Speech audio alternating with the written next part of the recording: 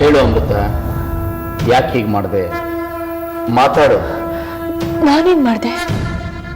ನಿನ್ನ ತಪ್ಪುಗಳನ್ನು ನನ್ನ ಬಾಯಿಂದ ಹೇಳಿಸ್ಬೇಕು ಅನ್ನೋ ಆಸೆನಾ ಅಥವಾ ಕೆಟ್ಟ ಹಠಾನ? ಗುರುಗಳೇ, ನೀವು ಹೇಳ್ದಾಗೆ ನಾನು ಯಾವ ತಪ್ಪನ್ನು ಮಾಡಿಲ್ಲ. ನನಗೆ ಯಾವ ಆಸೆನೂ ಇಲ್ಲ, ಯಾವ ಹಠನೂ ಇಲ್ಲ. ನಾನು ನಿರಪರಾಧಿ. ಸುಳ್ಳನ್ನ ಹೇಳಿ ಈ ಕ್ಷಣದಲ್ಲಿ ನನ್ನಿಂದ ತಪ್ಪಿಸ್ಕೋಬಹುದು, ಆದ್ರೆ ಅದೇ ಸುಳ್ಳನ್ನ ಹೇಳಿ ನನ್ನನ್ನು ನಂಬಿಸ್ಬೋದು ಅಂತ ಅಂದ್ಕೊಂಡಿದೀಯ ನೀನು?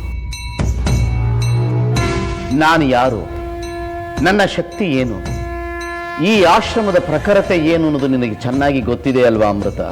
ಗೊತ್ತಿದೆ ಗುರುಗಳೇ. ಅವತ್ತು ನೀನು ನನಗೆ ಸಹಾಯ ಮಾಡದೆ ಹೋಗಿದ್ದಿದ್ರೆ ಇವತ್ತು ನಾನು ನನ್ನ ಅರ್ಜುನವರನ್ನ ಕಳ್ಕೋಬೇಕಾಗಿತ್ತು. ನಿಮ್ಮ ಉಪಕಾರನ ನಾನು ಯಾವತ್ತೂ ಮರೆಯಲ್ಲ. ಮರೆಯೋದಿಲ್ಲ ಅಂತ ಬರೀ ಬಾಯಲ್ಲಿ ಹೇಳಿದ್ರೆ ಸಾಲದು ಅಮೃತ, ಅದನ್ನ ಕಾರ್ಯರೂಪಕ್ಕೂ ತರಬೇಕು. ಗುರುಗಳೇ, ನಿಮ್ಮ ಮೇಲೆ ನಾನಿಟ್ಟಿರೋ ಗೌರವನ ಯಾರೂ ಅಳಿಯೋದಕ್ಕಾಗಲ್ಲ. ಹಾಗಾದ್ರೆ ನಿಜ ಹೇಳ್ತೀಯ? ಹೇಳ್ತೀನಿ ಗುರುಗಳೇ. ವಿಷ್ಣು ಎಲ್ಲಿ? ವಿಷ್ಣು ಕಾಣೆ ಆಗಿರೋದಕ್ಕೂ ನನಗೂ ಯಾವ ಸಂಬಂಧನೂ ಇಲ್ಲ ಗುರುಗಳೇ. ಸತ್ಯ ಹೇಳ್ತೀನಿ ಅಂತ ಈಗ ತಾನೇ ಒಪ್ಕೊಂಡಿದೀಯ, ಆದ್ರೆ ಈಗ ನೀನು ಮಾಡ್ತಿರೋದೇನು? ಇಷ್ಟು ಸುಳ್ಳು, ಇಷ್ಟು ನಾಟಕ ನಾನು ಯಾವ ನಾಗಗಳಲ್ಲೂ ನೋಡಿಲ್ಲ. ಸುಳ್ಳು ನಾಟಕ ಆಡೋದು ನಿಮ್ಮ ನಾಗಕುಲಕ್ಕೆ ಶೋಭೆ ತರೋದಿಲ್ಲ ಅಮೃತ. ನಾಗಕುಲಕ್ಕೆ ಅವಮಾನ ಆಗುವಂತಹ ಕೆಲಸನ ನಾನು ಯಾವತ್ತೂ ಮಾಡಿಲ್ಲ, ಮಾಡೋದು ಇಲ್ಲ. ಇದನ್ನ ನಾನು ನಂಬೋದಿಲ್ಲ. ನಂಬಲೇಬೇಕು ಗುರುಗಳೇ.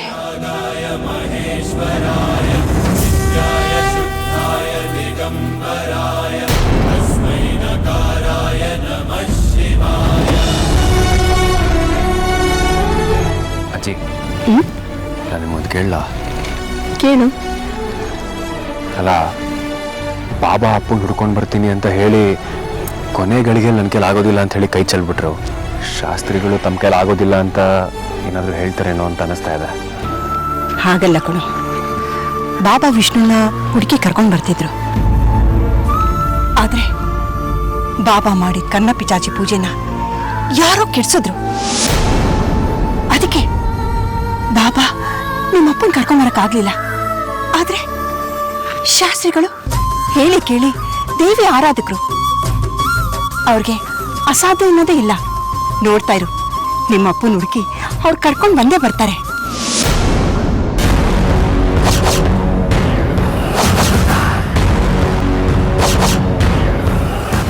ಎಲ್ಲೇ ಇದ್ರು ನಿಮ್ಮಪ್ಪನ ನಮ್ಮನೆಗೆ ಸೇರಿಸ್ತಾರೆ. ಏನೋ ಅಜ್ಜಿ, ಹಾಗೆ ಆಗಲಿ ಅನ್ನೋದೇ ನನ್ನ ಆಸೆ. ಅಚ್ಚರಿ, ಅಮೃತವ್ರನ್ನ ಯಾಕೆ ಅಲ್ಲೇ ಇರಿಸ್ಕೊಂಡ್ರು?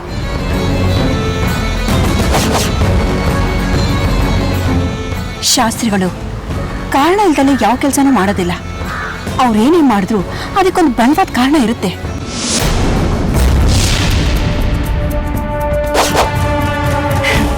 ನೀನು ಸ್ವಲ್ಪ ತಾಳ್ಮೆಯಿಂದ ಇರಬೇಕು ಅಷ್ಟೇ.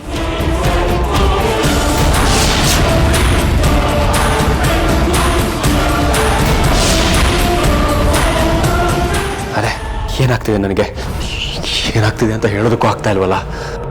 ಯಾಕೋ ಏನು ಮಾತಾಡ್ತಾನೆ ಇಲ್ಲ? ಏನು ಅರ್ಜುನ್, ಅರ್ಜುನ್ ಏನಾಯ್ತು? ಏನೋ ಆಗ್ತಾ ಇದೆ ಅಜ್ಜಿ. ಏನೋ ಆಗ್ತಾ ಇದೆ ಅಂದ್ರೆ ಏನು ಅರ್ಥ? ಏನಾಗ್ತಾ ಇದೆ ಅಂತ ಬಿಡಿಸಿ ಹೇಳೋ. ಏನೋ ಗೊತ್ತಾಗ್ತಾ ಇಲ್ಲ. ಏನೋ ಸೆಳೆತ, ಯಾವ ಕಡೆಯಿಂದ ಏನೋ ಅಂತ ಅರ್ಥ ಆಗ್ತಾ ಇಲ್ಲ. ಅಯ್ಯೋ ದೇವ್ರೆ, ಏನಪ್ಪ ಇದು? ತಲೆ ಸುತ್ತಾ ಇದೆ ಅಜ್ಜಿ, ಕಣ್ಣೆಲ್ಲ ಮಂಜು ಆಗ್ತಾ ಇದೆ. ಏನೋ ಒಂದು ಅಪಾಯ ಅನಾಹುತ ಆಗ್ತಾನೆ ಇರುತ್ತಲ್ಲ, ಏನ್ ಮಾಡೋದು? ಅರ್ಜುನ್ ಬಾ, ಅಲ್ಲಿ ಕಲ್ಲಿದೆ, ಕಲ್ ಮೇಲೆ ಕೂತ್ಕೋ ಬಾ. ಬನ್ನಿ ಧನಿಕ್ ಬಾ.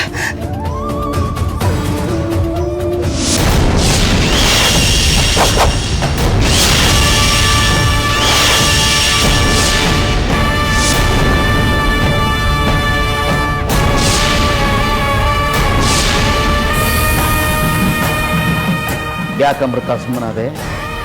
ಮಾತಾಡು. ಯಾರೋ ನನ್ನ ಮೇಲೆ ಮಂತ್ರ ಪ್ರಯೋಗ ಮಾಡಿ ನನ್ನನ್ನು ಸೆಳಿತಾ ಇದ್ದಾರೆ.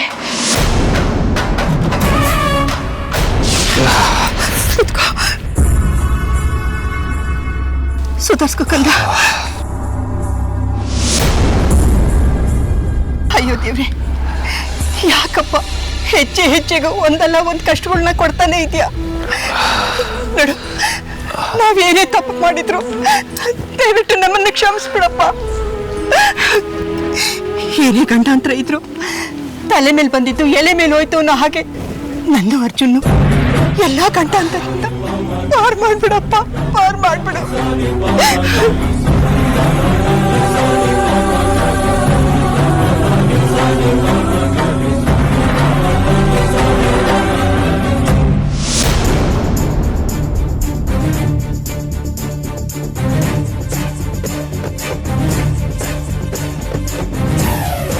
ಅಮೃತ, ನಿಜ ಹೇಳ್ತಾ ಇದೀಯಾ ಅಥವಾ ನನ್ನಿಂದ ತಪ್ಪಿಸ್ಕೊಳ್ಳೋದಕ್ಕೆ ಯಾವ್ದಾದ್ರೂ ಹೊಸ ನಾಟಕವನ್ನ ಆಡ್ತಾ ಇದೀಯಾ? ಆ ಪರಮೇಶ್ವರನ ಸಾಕ್ಷಿಯಾಗಿ ನಾನು ನಿಜಾನೇ ಹೇಳ್ತಾ ಇದ್ದೀನಿ ಗುರುಗಳೇ. ನನ್ನನ್ನ ನಂಬಿ. ಯಾರದು? ನಿನ್ನ ಮೇಲೆ ಪ್ರಯೋಗ ಮಾಡ್ತಿರೋ ಆ ಶಕ್ತಿ ಯಾವುದು? ಅದು ಯಾರು ಅಂತ ನನಗೆ ನಿಶ್ಚಲವಾಗಿ ಗೊತ್ತಾಗ್ತಾ ಇಲ್ಲ. ಅದು ಯಾವ ಶಕ್ತಿನ ಪ್ರಯೋಗಿಸ್ತಾ ಇದ್ದಾರೆ ಅಂತ ನನಗೆ ನಿಖರವಾಗಿ ಗೊತ್ತಾಗ್ತಾ ಇಲ್ಲ. ಆದ್ರೆ ಅದು ನಮ್ಮ ನಾಗಶಕ್ತಿಗಿಂತ ಮೀರಿದು ಅನ್ನೋದು ಮಾತ್ರ ನನಗೆ ಗೊತ್ತಾಗ್ತಾ ಇದೆ. ನಾಗಶಕ್ತಿಯನ್ನ ಮೀರಿದ ಆ ಶಕ್ತಿ ಯಾವುದು?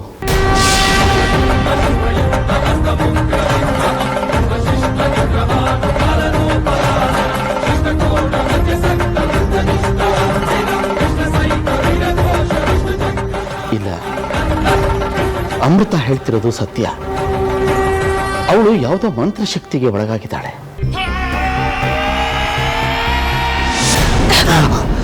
ಅರ್ಜುನ್, ಎಲ್ಲ ಹೋಗ್ತಿದ್ಯಾ? ನಿಂತ್ಕೊಳ್ಳೋ. ಅರ್ಜುನ್,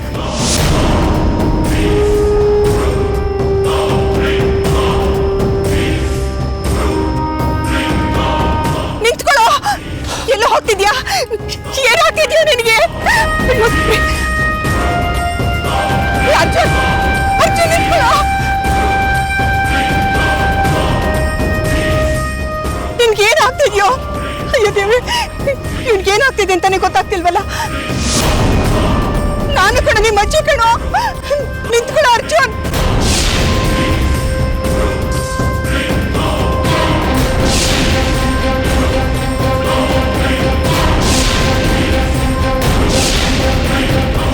ಅರ್ಜುನ್, ಅರ್ಜುನ್ ನಿಂತ್ಕೊಳ್ಳೋ. ಅರ್ಜುನ್ ನಿಂತ್ಕೊ.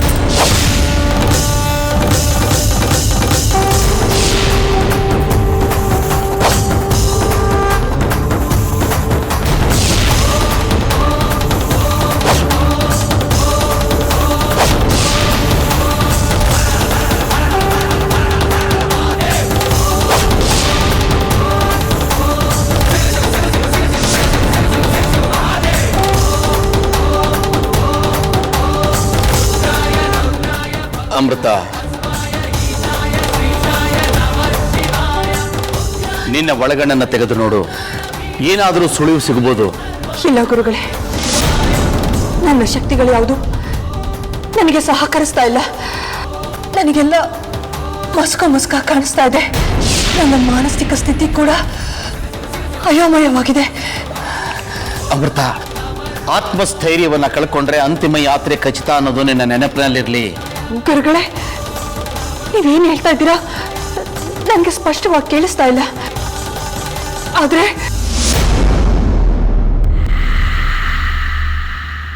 ಅಯ್ಯೋ, ಯಾರು ನನ್ನ ಸಹಾಯಕ್ಕಿದ್ದಾರೆ ಈಗ? ಸಹಸ್ರ ಕಾಳರೂ ಇಲ್ಲ, ನಾಗರಾಣಿನೂ ಇಲ್ಲ, ಶೇಷ ಸಹ ಇಲ್ಲ. ಯಾರು ನನ್ನನ್ನು ಕಾಪಾಡೋರು? ಪರಮೇಶ್ವರ, ಏನಾದರೂ ದಾರಿ ತೋರಿಸು ತಂದೆ.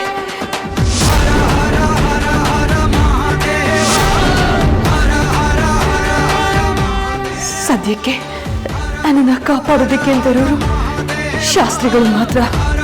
ಅವರ ಮೊರೆನೇ ಹೋಗ್ತೀನಿ. ಗುರುಗಳೇ, ಈಗ ನನ್ನ ಪಾಲಿಗೆ ನೀವೇ ಗುರು, ದೈವ, ತಂದೆ ತಾಯಿ, ಬಂಧು ಬಳಗ ಎಲ್ಲ. ದಯವಿಟ್ಟು ಈ ಮಂತ್ರಶಕ್ತಿಯಿಂದ ನನ್ನನ್ನು ಕಾಪಾಡಿ. ಏನ್ ಯೋಚನೆ ಮಾಡ್ತಾ ಇದ್ದೀರಾ ಗುರುಗಳೇ? ಅಮೃತ, ನಿನ್ನ ಈ ಸ್ಥಿತಿಯಿಂದ ನಾನು ನಿನ್ನ ಕಾಪಾಡಬಲ್ಲೆ. ಆದರೆ ನೀನು ನನಗೊಂದು ಮಾತು ಕೊಡಬೇಕು. ಏನೇ ಮಾತು ಕೇಳಿದ್ರು ನಾನು ಕೊಡೋದಕ್ಕೆ ಸಿದ್ಧ. ನೀನು ನನ್ನ ಯಾವ ಮಾತನ್ನು ಕೇಳುವ ಅವಶ್ಯಕತೆ ಇಲ್ಲ ಅಮೃತ. ಆದರೆ ಮುಚ್ಚು ಮರೆ ಇಲ್ಲದೆ ಎಲ್ಲವನ್ನ ನೀನು ನನಗೆ ಹೇಳಬೇಕು. ಹಾಗಂತ ನೀನು ನನಗೆ ಮಾತು ಕೊಟ್ರೆ ಮಾತ್ರ ನಿನ್ನನ್ನು ಈ ಅಪಾಯದಿಂದ ಕಾಪಾಡ್ತೇನೆ. ಮಾತು ಕೊಡ್ತೀನಿ ಗುರುಗಳೇ.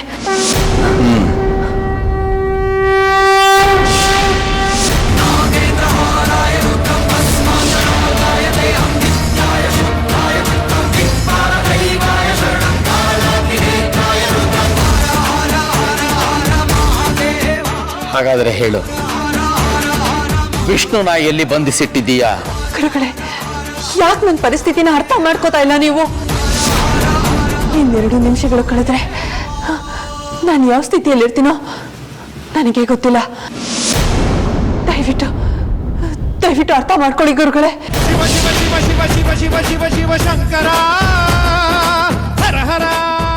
ಅಮೃತ ಈಗ ತುಂಬ ಬಲಹೀನ ಸ್ಥಿತಿಯಲ್ಲಿದ್ದಾಳೆ. ಇದನ್ನ ಉಪಯೋಗಿಸ್ಕೊಂಡು ವಿಷ್ಣು ಎಲ್ಲಿದ್ದಾನೆ ಅನ್ನೋದನ್ನ ತಿಳ್ಕೊಳ್ಳೋಣ ಅಂತಂದ್ರೆ, ಅವಳು ಆಡ್ತಿರೋದು ನೋಡಿದ್ರೆ ಅವಳು ಈಗಲೋ ಆಗಲೋ ನಾಗಯಜ್ಞಕ್ಕೆ ಬಲಿಯಾಗೋ ಹಾಗಿದ್ದಾಳೆ. ಏನು ಮಾಡೋದು?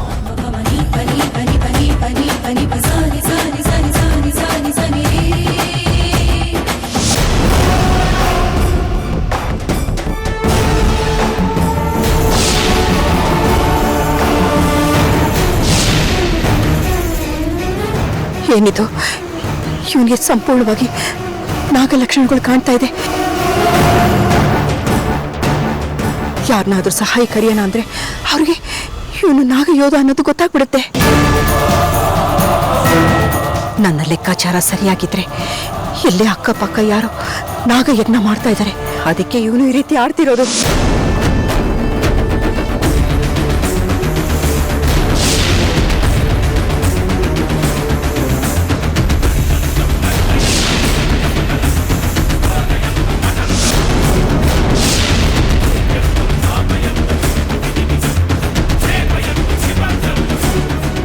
ಗುರುಗಳೇ, ನಿಮ್ಮನ್ನ ನಾನು ಕರುಣಾಮಯಿ ಅಂತ ಅನ್ಕೊಂಡಿದ್ದೆ.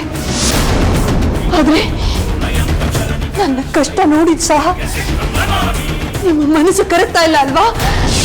ಇದೇನಾ ನಿಮ್ಮ ಮಾನವೀಯತೆ, ನಿಮ್ಮ ಮನುಷ್ಯತ್ವ? ಸಾತ್ವಿಕರು, ಸದ್ಗುಣರು ಅಂತ ಹೆಸರು ತಗೊಂಡ್ರೆ ಸಾಲದು, ಅದೇ ರೀತಿ ನಡ್ಕೋಬೇಕು. ಅಮೃತ, ನೀನು ಏನು ಮಾತಾಡ್ತಿದೀಯಾ ಅನ್ನೋ ಪರಿಜ್ಞಾನ ನಿನಗಿದೆಯಾ?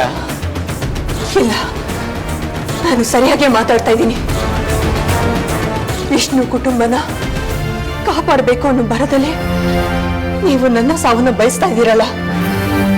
ನೀವು ಪೂಜೆ ಮಾಡೋ ನಿಮ್ಮ ದೇವರು ನೆಚ್ಚುತನ ಹೇಳಿ ಗುರುಗಳೇ, ಇದೇನಾ ನಿಮ್ಮ ಧರ್ಮ? ಅಮೃತ, ಧರ್ಮ ಅಧರ್ಮಗಳ ಪಾಠನ ನೀನು ನನಗೆ ಹೇಳ್ಕೊಡಕ್ ಬರಬೇಡ. ಅಂತ ಉದ್ದಟತನ ನನಗಿಲ್ಲ ಗುರುಗಳೇ. ನಾನು ಅಷ್ಟು ದೊಡ್ಡವಳು ಅಲ್ಲ.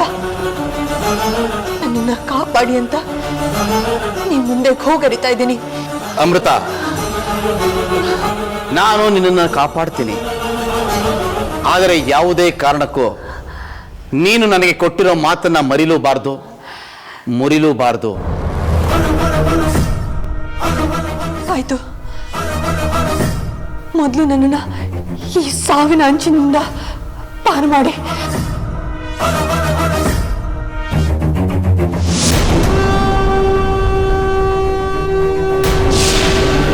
ಅರ್ಜುನ್, ನಿಂತ್ಕೊಳ್ಳೋ, ನಿಂತ್ಕೊಳ್ಳೋ. ಅರ್ಜುನ್, ಅರ್ಜುನ್ ನಿಂತ್ಕೊಳ್ಳೋ, ನಿಂತ್ಕೊಳ್ಳೋ. ನನ್ನ ಮಾತು ಕೇಳೋ, ಹೋಗ್ಬೇಡ ಕಣೋ, ನಿಂತ್ಕೊಳ್ಳೋ ಅರ್ಜುನ್.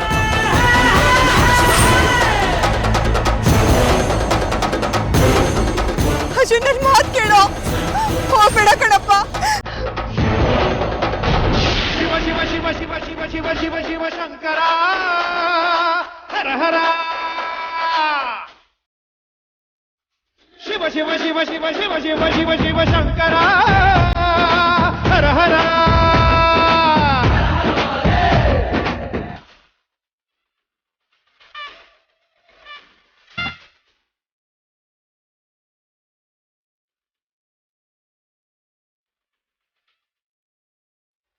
ಅಯ್ಯೋ ದೇವ್ರೆ, ಇವನೇನು ಆಶ್ರಮದ ಗೇಟ್ನ ದಾಟ್ಬಿಟ್ನಲ್ಲ. ಹೊರಗಡೆ ಇದ್ರೆ ಹೇಗಾದ್ರೂ ಕಾಪಾಡ್ಕೋಬಹುದು ಅಂತ ಒಂದ್ ಸಣ್ಣ ಆಸೆ ಇತ್ತು. ಹೊರಗಡೆ ಹೋಗ್ಬಿಟ್ನಲ್ಲ, ಈಗ ನಾನೇನ್ ಮಾಡ್ಲಿ?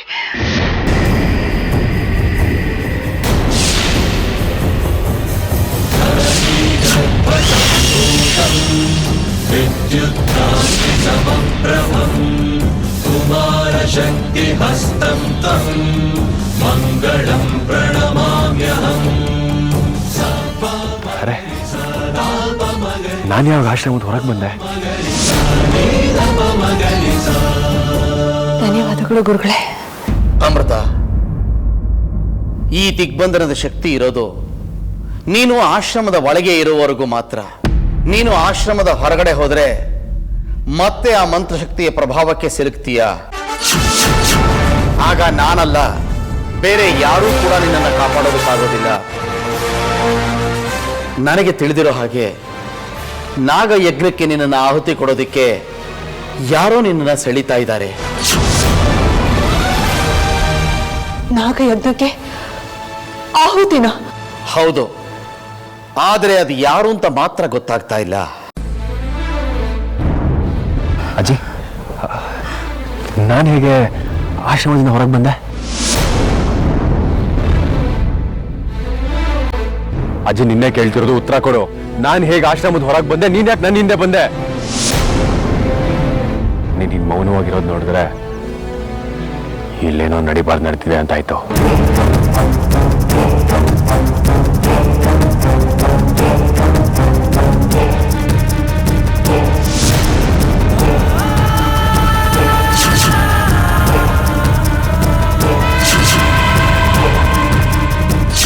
ಎಲ್ಲಿ ಹೋದ್ಲು ಈ ನಾಗಿಣಿ?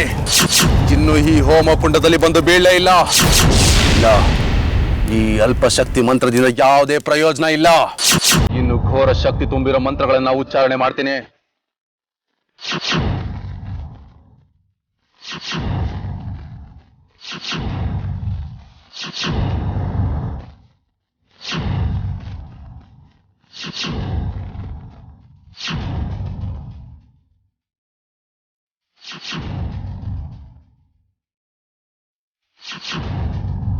ಇಲ್ಲ, ಇನ್ನು ನಾನು ಇಲ್ಲೇ ನಿಂತು ಸಮಯನ ವ್ಯರ್ಥ ಮಾಡಿದ್ರೆ ಯಾವುದೇ ಪ್ರಯೋಜನ ಇಲ್ಲ. ಅವಳನ್ನ ಮನೆಯವ್ರನ್ನೆಲ್ಲ ಹೇಗೆ ನಂಬಿಸಿ ಮೋಸ ಮಾಡಿ ದ್ರೋಹ ಬಗಿತಾ ಇದ್ದಾಳೋ, ನಾನು ಹಾಗೆ ಅವಳಿಗೆ ಮೋಸ ಮಾಡಿ ಒಂದು ಗತಿ ಕಾಣಿಸ್ತೀನಿ. ನಾನು ಕೊಡೋ ಹಿಂಸೆಗೆ ಅವಳು ಯಾರು ಏನು ಅನ್ನೋದನ್ನ ಮರ್ತು ಬಿಲ ಅಂತ ಒದ್ದಾಡಿ ನಾಗಮಣಿ ಬೇಡ ಅಂತ ಓಡೋಗ್ಬೇಕು. ಆದ್ರೆ ನಾನು ಅಷ್ಟು ಸುಲಭವಾಗಿ ನಾನು ಅವಳನ್ನ ಬಿಡೋದಿಲ್ಲ. ಹಿಡಿದು ಬೂದಿ ಮಾಡ್ತೀನಿ.